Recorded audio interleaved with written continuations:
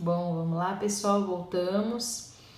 Então, a gente estava falando a respeito dos custos variáveis, que são aqueles que vão variar para mais ou para menos conforme a quantidade produzida. E a gente tem também os custos fixos. Eles são ligados à produção, porém, eles são custos que eles não sofrem nenhum tipo de alteração, independente da quantidade que eu fabrique. Então vamos colocar ali de novo o exemplo anterior, né? No bolo, a gente tem a farinha de trigo, o fermento, o chocolate em pó e os ovos, né? Quanto mais bolos eu fabrico, maior é a quantidade de materiais que eu vou consumir, portanto, maior é o meu gasto com custos variáveis. Ao passo que nos custos fixos, ele coloca alguns exemplos para gente, como o aluguel da cozinha, a energia, teoricamente, vamos dizer assim, dependendo um pouquinho dos equipamentos que vão ser utilizados, uma manutenção que ocorra mensalmente nos utensílios da cozinha, o salário da cozinheira auxiliar, enfim, esses custos independem da quantidade que eu produzo, eles permanecem iguais. Então, se eu fabricar um bolo, o valor do aluguel da minha cozinha será o mesmo do que se eu fabricar 1000 bolos, tá? Então, custo variável varia para mais ou para menos, aumenta ou diminui conforme a quantidade produzida. Custo fixo não varia conforme a quantidade produzida, tá? Então, assim, um desafio das organizações é manter as produções, né, e reduzir ao máximo os custos fixos, porque eles é que impactam muito grandemente na precificação do produto, porque se eu tiver pouco faturamento, poucas vendas, os meus custos vão representar um percentual, podem representar um percentual grande e eles podem auxiliar na diminuição da minha margem de lucro, tá bom? Espero que vocês tenham compreendido bem essa parte aqui, tá? Então, assim, independente da quantidade de bolos, no exemplo aqui, que eu produzir, eu vou ter o mesmo custo fixo, tá? Então, por isso que é importante manter as vendas na organização para que nós não tenhamos problemas como esse, tá? Então, o gráfico dos custos fixos, olha como ele é. Ele já é bem diferente do gasto de custo variável, tá? Então, ele tá sempre limitado àquele valor mensal. Pode observar que independe das quantidades que eu produzo, se eu tiver produzido 0, ele vai ser o mesmo. Se eu produzir 1, ele se mantém o mesmo, 2 e assim sucessivamente, até por exemplo aqui no final 16 unidades, o meu custo se mantém o mesmo do que se eu tivesse produzido 0 unidades, tá? Aqui é o conceito, ó, do custo fixo, assim como eu mostrei para vocês aquela hora o conceito do custo variável, é importante vocês saberem esse aqui também. Os custos fixos se mantêm constantes independentemente da quantidade que eu produza ou que eu venda na minha organização, ok?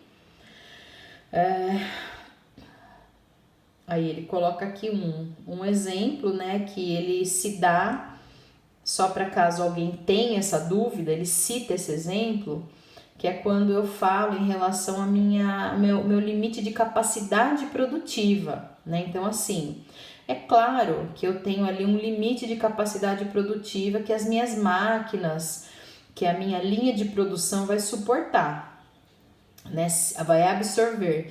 Caso isso ultrapasse, eu terei que aumentar o meu custo fixo, mas não por,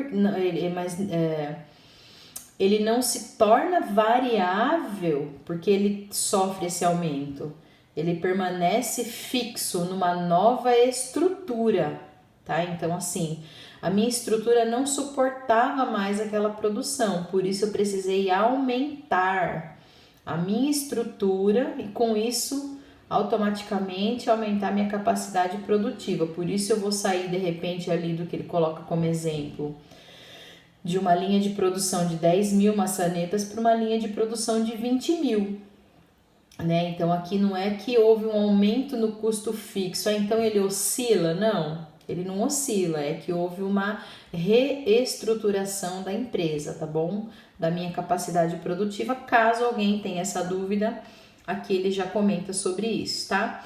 E aí, pra gente visualizar, enxergar melhor, ele dá pra gente alguns exemplos, né, do que a gente pode chamar de custo fixo e do que a gente pode chamar ou identificar como custo variável. Então, dentro de um produto, por exemplo, né, de uma organização, a gente vai classificar como fixo o gasto com o pessoal da produção, né? Então, os salários mensais, os encargos. Ah, mas eu fiz hora extra, então não é custo variável? Não, porque o custo variável é aquilo que envolve diretamente a produção, tá? Diretamente ali a minha atividade fim. Então, assim, o gasto com o pessoal, é claro, eu fiz um pouco de hora extra, mas isso não é considerado como custo variável, isso não é matéria-prima, tá? Só para vocês entenderem de forma mais fácil, apesar que nem tudo que é custo variável é matéria-prima, como vocês vão ver na tabelinha ali, tá?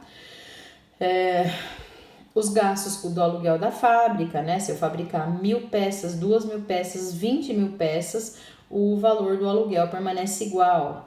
A manutenção periódica do prédio da fábrica, a depreciação das máquinas, que é calculada ali na parte contábil, balanço patrimonial, ela não vai verificar a quantidade de produtos que eu fiz com aquela máquina. Ela vai calcular por tempo de vida da máquina a depreciação, tá? Os custos variáveis que eu tenho aqui com matéria-prima, embalagem e transporte, por exemplo, que fica bem nítido da gente enxergar que eles vão variar sim. Então, quanto mais eu produzo, mais matéria-prima eu consumo, e o contrário também é verdadeiro, né? Quanto mais eu produzir, mais embalagens eu vou consumir e o valor monetário desse custo variável vai aumentar. Quanto mais eu vender, mais eu vou precisar entregar os produtos, por isso os transportes também vão sofrer alterações, tá? Então, esses são exemplos de custos variáveis. Eu creio que aqui vocês não terão muita dificuldade de entender esses conceitos, tá? No livro tá bem facinho. Ele vai falar a respeito da conta de água, que é um exemplo que gera um pouco de dúvida também. Então, assim, são valores, conta de água, a conta de energia do escritório, né, do departamento administrativo de uma organização, ela é flutuante, tá? O fato dela ser flutuante não significa que ela é variável. Então, assim, eu tenho ali minha conta de água, que ela pode estar em torno de, sei lá, R$100 nesse mês que vem ela tá 110, depois ela caiu para 90, mas ela é computada como um custo que não é variável, tá? Exceto se eu utilizo água como matéria-prima, aí sim, tá? Se a minha água é utilizada como matéria-prima, como exemplo aqui, as fábricas de cosméticos, aí ela vai entrar na minha planilha de matéria-prima e ela vai ser computada como custo variável, porque quanto mais eu fabricar, mais eu vou consumir. Agora, a conta normal de consumo, ela não é considerada como custo variável, tá? Isso aqui é em caráter de dúvida, caso alguém tenha ficado com essa dúvida também. E aí a gente vai entrar agora na parte da margem de contribuição. Eu até peço perdão para vocês que eu vou picar um pouco, eu vou fazer mais vídeos, tá? Por quê? Porque os vídeos ficando menos longos ficam mais fáceis de postar no YouTube. Eu tive dificuldade na semana passada em postar os vídeos.